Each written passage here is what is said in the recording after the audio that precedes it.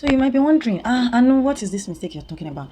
Mistake number one, starting without a clear plan. So I thought I had it all figured out. I thought I knew all I should know about this business I wanted to go into. You need to have a why for everything in life. If you do not want to start and stop, you need to have a why, have a clear plan. Why am I going into this? Because you know what? At one point or the other, you would have reasons to want to quit. One day you just wake up and say, I don't just want to do this again. I want to have my life without this business. Your why is what will keep you going. Who are your target audience? Do you sell products that are for elderly people? Do you sell or make products that are for younger people? So who are your target audience? You should know their age range, their demographics, their geographic location, and all of those stuff. Are they male? Are they female? Are they unisex? Then who are your competitors? You should not say, oh, everybody is my competitor. Not everybody that is doing your business is your competitor. You need to have a pricing strategy. Oh God, my English. You need to have a pricing strategy. So what are your pricing strategy? How do you determine what price to sell what product? Or you just make the product and you go online and see, oh, okay, this is how much this person is selling their own, and then you just start giving price based on that. You need to have a strategy for determining your own price. Also, what are your financial projection? Because most of the time they ask us to create business plan before we start business, and most of the time, because it is stressful to make, yes, business plan is stressful to make. Some of us, we just do wuru to the answer because we need help from someone and the person is requesting for your business plan. You need more than what you submit to the person that wants to support you financially for your business. You need a business plan for yourself, for your business growth in particular. So what are your financial projection? So the things I've mentioned in this, my first point, is starting with your why. What are your why for starting this business? Secondly, who are your target audience? Not everybody is your target audience. Thirdly, who are your competitors? Fourth, what is your pricing strategy for each and every product that you produce or that you sell in your business? Then fifth, what is or what are your financial projection? All of these are very important, and they are key things that you need to work on and establish before starting out. Mistake number two that many business owners are making, that I also made, was mixing personal and business money together. This right here, is a very, very big blunder that a lot of people are making, because you will not be able to account for the money for the business. You will not be able to, differentiate what money is for what, because you won't know how much your business is receiving as income. You won't know how much you are spending on the business. Fine, it's you started the business with your money, and you need to feed, you need to you need to live life, right? But putting business money in your personal account and mixing everything, only Yoruba speakers will understand this. You are mixing everything. You should be able to differentiate between business money and personal money. You can't have a need, a personal need, and you just dip your hand into your business account or your business money, and you start picking money and spending just for, personal reasons. No. Which is why, while you're starting your business, you should, and the business has not grown enough to be able to pay you salary, you should have another means of income, so you don't depend totally on your business to the point of eating the business up and then, collapsing the business before arrival. Another thing I would advise that you do very well is to keep record. Have a sheet for income and expenditure. Have a sheet for expense and income on the business every month. So even if you are spending the money on your personal, for your personal for your personal use rather, that, oh, okay, I'm the one killing this business, so this business is actually growing. This is how much I was able to make from the business this month or this quarter, but I keep spending it. So you see the truth by yourself. Keep record. Record keeping is very, very paramount to every business. Even if you are not an accountant, basic knowledge of, oh, okay, today, what's today's date? 10th of June 2026. I spent so amount. You can just write it. So at the end of the month, if you are tracking your record, which I expect that every business owner should do, you'll be able to say, okay, I made so sales this month. I made so expenses on the business this month. Where are the other money? I spent it for personal use. I've carried yourself like that. You are the police that is, carrying yourself. Mistake number 3 that many business owners make that costs them time, money, opportunities, and self-confidence is this: marketing. Ignoring marketing. A lot of business owners treat marketing as if it's a thing that should not be done. Some even say words like a good product advertises itself. So rather than meeting everybody that they meet and then introducing their business, they want the business to speak for itself. But how will the business speak for itself if you do not tell people about it? So in my own case, I keep telling people, but my circle was not wide enough. I am not someone that relates. I am someone that is very playful and jovial. But along the line in my life, I limited myself to and my relationship and my connection. So I was not connected to a lot of people, and that affected my business growth because I didn't spread my tentacles to meet people on a daily basis. And as such, only my circle of people knows what I do, and these people are not they are not my target audience. My target audience are corporate workers. These people are people that have their own businesses running. So, and they are not the fashion freak kind of person. So I would tell these people. I remember there was a time I went to my pastor's wife, the church I was attending before, and I was telling her, Mama, this is I have beautiful dress. I can make beautiful dress. She said, I know. You have told me before. That statement, as innocent as it sounds, you have told me before, demoralized my faith. I do not have confidence. I do not have confidence in my business. Growing up, because of all of the nonsense things I've experienced growing up, it affected those experiences put together have affected my confidence as a person. So now, starting up a business, I do not still have confidence, even though I believe in what I wanted to do, which is my business. Now telling someone, and the person, you have told me before now, I felt like I was pressurizing the person. So I withdrew. And because of that, I don't know who else I should tell again, because I don't know if I've told them before and I'll get the same response. So the fear of all of those, I just kept quiet and I didn't tell people about my business. Don't be like me. Every person you meet in life is a market. Market is not a place where we go to buy things. Markets are the people we meet day in, day out. I've come to understand that, and I'm in another church now, and I have the opportunity to meet people, even though I screwed it from the onset because I was in the position to meet with different of my age range, who happen to be my target audience, to relate with them, to do all of those things, and then I could speak to them and they listen. But because of fear of the past experiences, I withdrew myself from there. And then they were wondering, did they offend me? Did they? And that was an opportunity that I had to build my business, to network. So if you're a business owner, one key aspect of your business that you should focus on while starting out is networking. Not everybody that you meet will say yes to you. Today now, I could go, sometimes I'll just walk into the church and just going to sit on my own, and someone will stop me. Hey, sister, please, are you the one that makes bag? Are you the bag make? Are you the lady that sells and makes bag? Yes. And then, please, I need your contacts. That's how things has been going now. Like, it has now grown to the point that they know what I do. I've been able to now make it a point of duty to, oh, good morning, my name is Anuluapo, and I am this is what I'm into, and all of that. I share what I do, and I'm not afraid of it. So you need to be able to get to that point where you put your product on your head, not in a way to pressurize or to sound too salesy, right? But to impress what you do in the mind of those people, and carry yourself as such.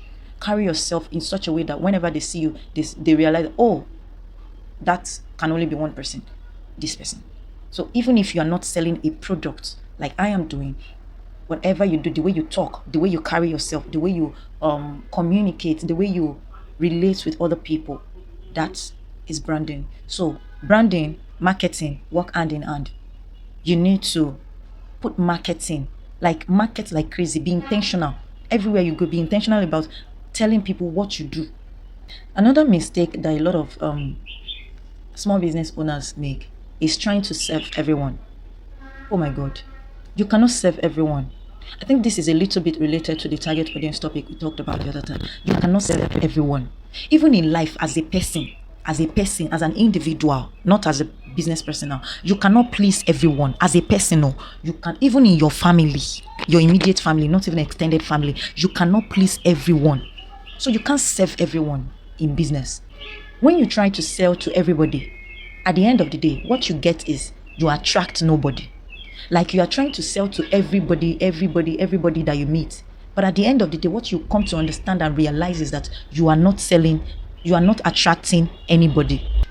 You need to have a niche. Lack of niche have cost people things that they do not even know it has cost them.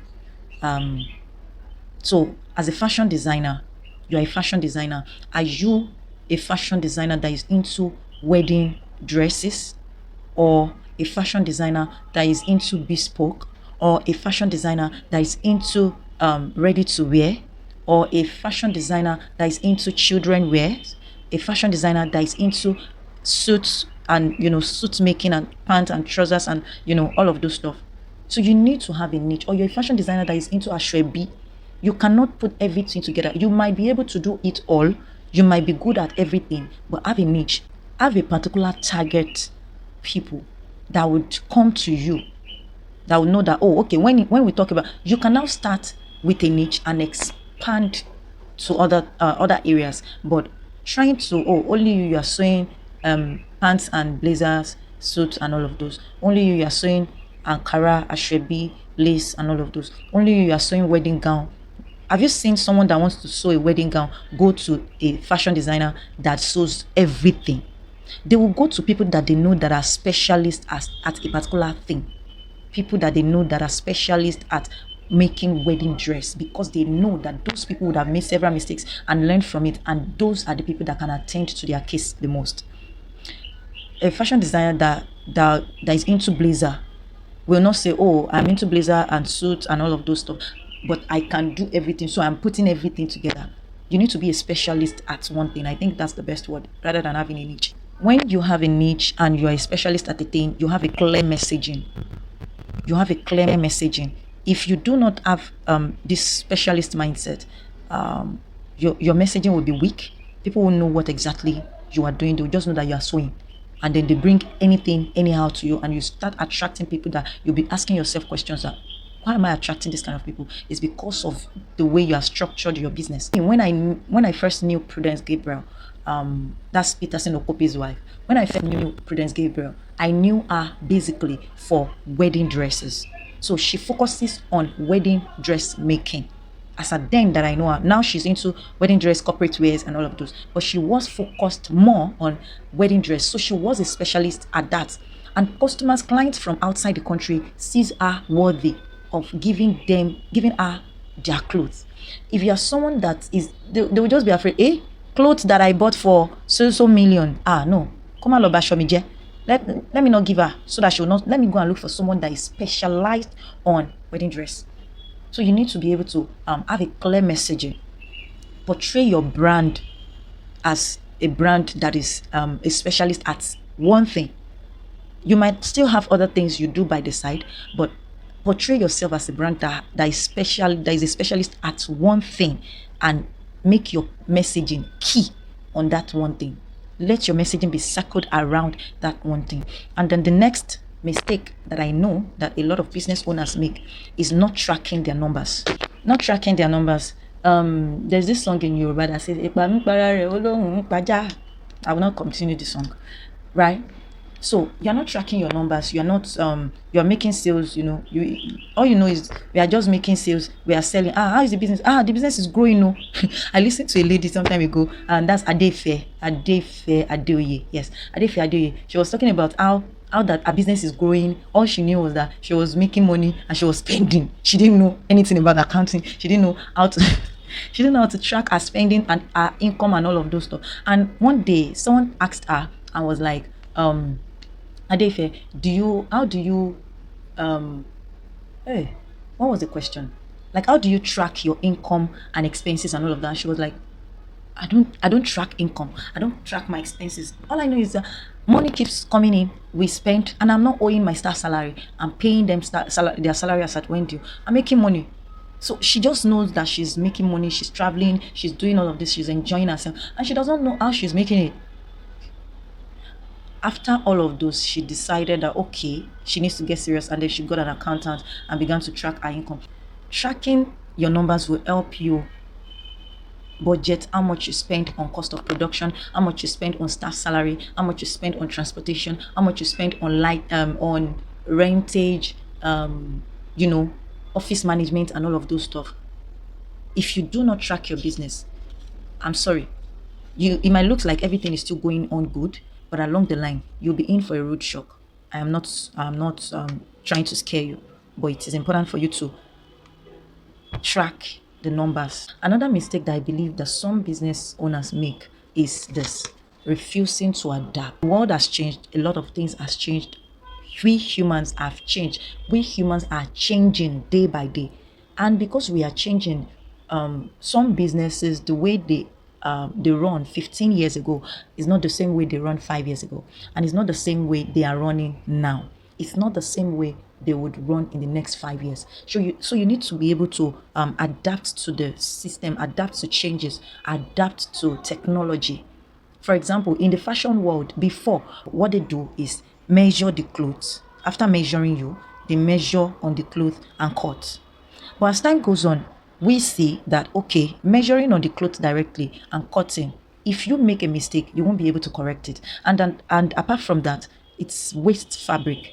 How can we manage fabric without having a lot of fabric being wasted? How can we? So we started tilting towards pattern drafting and all of those stuff. And after learning about pattern drafting, now the fashion world is now tilting towards CAD, call it CAD.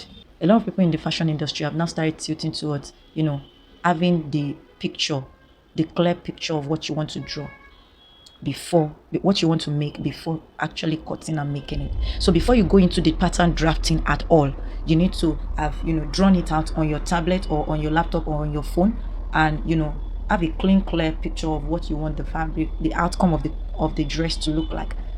So before, in time past, there was nothing of such, or let me say, it was not rampant amidst us, that you have to draw before. We even look at you, the time that you are wasting on drawing and cutting on paper before you're wasting time to those elderly ones. But at the end of the day, the outcomes are different, because you now have a dress that look exactly as if you were born with it, as if it was specifically and tailor-made for you, while back then there was nothing of such. Another mistake that I believe a lot of people make in business is trying to do everything alone. I made this mistake too. I made it. Trying to do everything alone will cost you more than, in fact, it will even cost you your health. Yes, that's the plain truth. You need to delegate. You need to break tasks into segments. For example, you're a bag maker. You receive, let's say, contract for souvenir bags, and you want to make the souvenir bags. You're a small business owner. You do not have staff. What do? Do you go buy the material and then start cutting and then start sewing by yourself? Look for people that are especially okay, that are into, there are people in the market that do the cutting. They will cut the materials for you. All you need to do, and if you also have people that are sewing machine around you, you can show them how it is being sewn, pay them and let them sew it, rather than you having to do the cutting, the sewing and everything. Is not something that is so technical that you can't teach other people. So putting the burden of everything on yourself will only wear you out. Do not try to do everything alone. Most business owners will attest to me, especially small business owners will attest to the fact that they are the customer service representative of the business. They are the marketer for the business.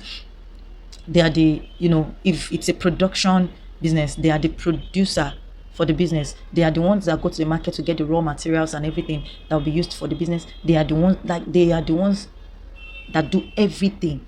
In fact, some people are even the dispatch riders that delivers the products to the customer. So why putting all of this burden on yourself when you can actually delegate and get other people paid to do some of this work? Sister Chiamaka, why? Now business you want to, no be die you want die. Now business you won't do. No be die, you won't die. So because say you won't do business now, no mean say make you can't go die. Mba, no go die. Whether you day or you no day, business go see move. So no carry everything, no carry all the load, no be like firstborn.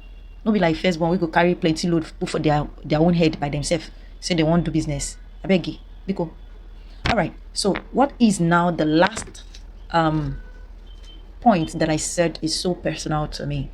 And if you are an employee trusting God to start a business very soon, or planning to start a business, or you are an entrepreneur wanting to now be a full-time entrepreneur, one thing you should keep in mind is do not quit your work to start a business. I cannot flog this enough. Do not quit your work to start a business. Ensure that you have the business growing. In fact, if possible, ensure that the business has started making as much income as your salary. How much is your salary? Let's say 200,000. As the business started making you 200,000 profits, not total revenue now. As the business started making you 200,000 profit every month. If not, please do not quit your job. I know you're tired of that job. I know you need a better life. I know you desire to have a better, standard of living and all of those stuff. But please, you will not hear sorry. They will not tell you sorry at the end of the day. People will not shake their head for you. This is me telling you this from the point of love, from the standpoint of someone that cares and loves you. Please and please do not quit your job to start a business. It is better that the business is running and by the side and people already know you and the business is growing. Let it be that you quit the job because the business is growing and you need to focus on it. And if possible, you can hire someone who would be, running the operational aspect of the business while you still keep your job. It is very, very important to have a stable income while your business is running by the side. Well, half word is enough for the wise, or how did they used to say that thing? For non-Yoruba speakers, I apologize sincerely. I do not know how to translate that. But I have said my own bit, and I pray that the Holy Spirit will expand this in your heart in Jesus' name. I pray that you will not make mistake that will make people start shaking their head whenever they look at you, and then they are telling you sorry. That will not be your own portion. Thank you very much. I believe that with these points that I have been able to make in this video, you have been able to gain one or two things. You have been able to learn one or two things from this video. And if you have, please do well to like, subscribe to this channel. Please subscribe to this channel. I have been on 3 subscribers and 0 watch hours. Please subscribe. Nobody is watching this content as at this time. Ejo, eba mi watch here. Please subscribe, like this video, drop a comment. What business mistake have you made in the past that you think we need to learn from that I did not cover? And even if I covered it and I did not nail it enough, what business mistake do you think we should be watchful for? We should watch out for. Please drop a comment in the comment section. And if you appreciate the things I have shared in this comment, also drop a comment saying, oh, thank you for sharing.